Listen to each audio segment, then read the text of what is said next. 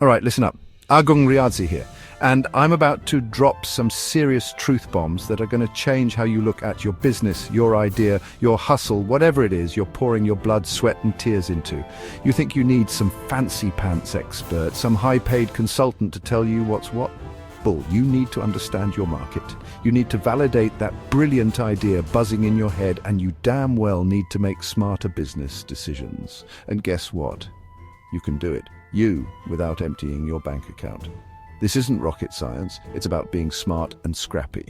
Whether you're dreaming about launching that game-changing new product, finally starting that small business you've been talking about for years, or even just trying to juice up something you've already got going, market research is non-negotiable. It's the bedrock.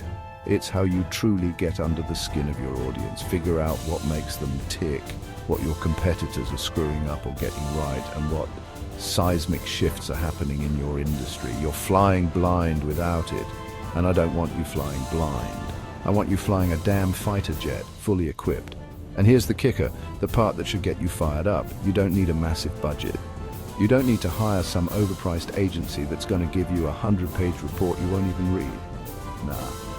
I'm here, Agung Riazi, to walk you through simple, practical, actionable market research methods you can execute yourself.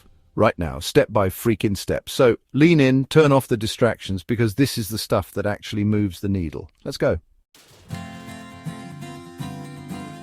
Look, before you even think about collecting a single piece of data, before you send out one survey, before you do anything else, you got to get crystal clear on two things. Number one, what the hell are you trying to learn? Seriously, what's the mission? Are you trying to figure out if people will actually pay for your widget? Are you trying to understand why your current customers are leaving? What specific question, what burning uncertainty are you trying to extinguish? Don't just say, I want to do market research. That's lazy. Be specific. What outcome are you driving towards? This is the foundation, people. Get this wrong and everything else is a waste of your precious time, and time is the one asset you can't get back. And number two, equally critical, who are you even talking to? Who is your ideal customer? And I don't mean everyone. Everyone is a cop-out. Everyone means no one. You need to build a real, living, breathing profile, a persona of this individual. How old are they? Male, female, other? Where do they live? What do they do for a living? And how much do they make? What are their passions, their hobbies, the things they geek out on? But more importantly, what are their problems? What keeps them up at night? What are their goals, their aspirations? And crucially, how do they currently make buying decisions in your space? The more detailed you are here, the more laser-focused your research will be. This isn't busy work, this is strategy.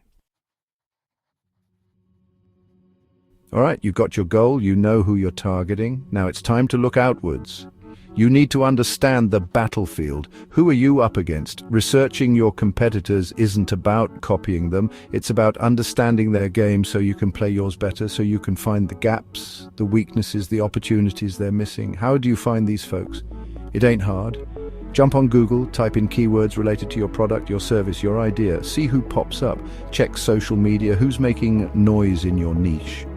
Your mission, should you choose to accept it, is to list out your top 5, maybe 10 competitors, the big dogs and even some of the up-and-comers.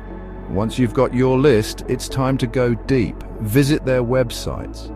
Stalk their social media pages in a professional, research-oriented way, obviously.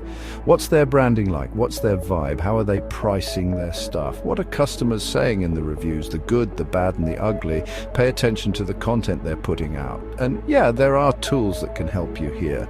Things like SimilarWeb, Ubersuggest, Social Blade can give you some interesting intel. Your job is to be a detective.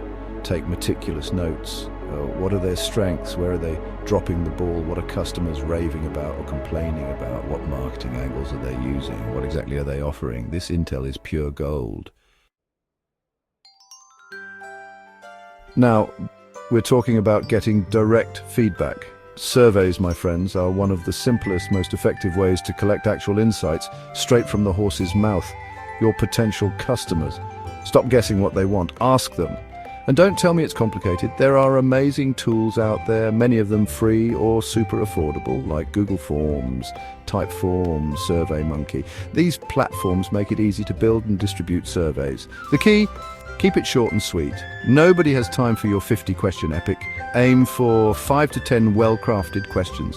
Use simple, clear language, no jargon, no confusing corporate speak, and mix it up. Some multiple choice for quick answers and some open-ended questions to let people elaborate and give you those juicy, qualitative insights. What should you ask? Focus on understanding their needs, their preferences, their pain points, and their buying behavior. Think about questions like, what are your biggest challenges related to the problem your product service solves? Or how do you currently try to solve this problem and what sucks about that? Ask them, what features are absolutely critical to you in your type of product and service? And yeah, don't be afraid to ask about price. How much would you realistically be willing to pay for a solution that actually fixed this for you? Once it's ready, blast it out. Share it on your social media, get your friends, family, and your existing network to fill it out and share it further. Join relevant Facebook groups, subreddits, LinkedIn communities, and post it there, respectfully, of course. Sometimes a small reward or an incentive can boost responses. Get creative. Number 4, get personal one-on-one interviews. Surveys are great for breadth, for getting a lot of data points quickly. But if you really want to go deep, if you want to understand the why behind the what, you need to talk to people, one-on-one. Real conversations with real human beings. This is where you uncover the nuances, the emotions, the motivations that a multiple choice question just can't capture. Who should you be talking to? Think about your ideal customer profile. Find people who fit that. Talk to potential customers. Talk to people who are already using similar products or services, even your competitors' customers. And if you can swing it, chat with industry experts, people who have a broader view of the landscape. These conversations are invaluable. Don't overthink the logistics. Schedule short 15 to 30-minute chats. You can do them over the phone, on Zoom, Google Meet, or even in person if it makes sense. The key is to prepare a handful of open-ended questions to guide the conversation, but then, and this is crucial, let the conversation flow naturally. Don't just stick to your script like a robot.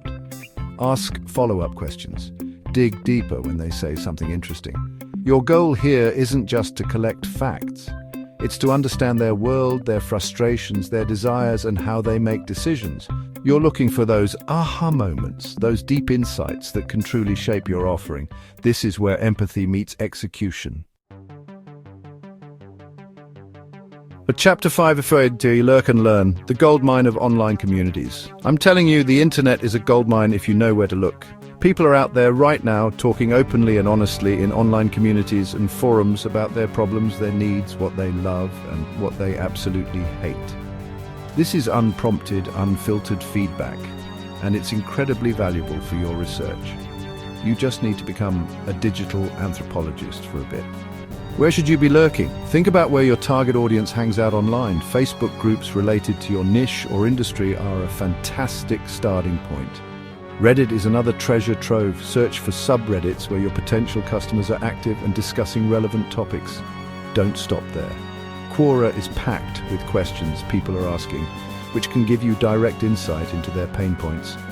Product review sites like G2, Capterra or Trustpilot, and even the review sections on Amazon for similar products are overflowing with candid feedback. As you explore these communities, pay close attention. What questions are people asking over and over again? What are the common complaints or problems they're facing? What do they rave about when it comes to existing solutions? And what features or aspects drive them crazy? Notice the language they use, the specific keywords and phrases. This isn't just about finding problems to solve, it's about understanding how your audience communicates, which is vital for your marketing later on. Chapter 6, Sixth Sense, Analyze Trends and Data. No PhD needed. Okay, so you're gathering all this qualitative feedback, which is amazing, but let's also look at some broader trends and data. And before you freak out and think, Agung, I'm not a data scientist, I can't do this. Relax, you don't need a PhD in statistics to get value here. There are fantastic free tools available that can help you understand what's trending, what people are searching for, and what the market is interested in without needing to be a numbers wizard. This is about adding another layer of understanding to your research, seeing the bigger picture.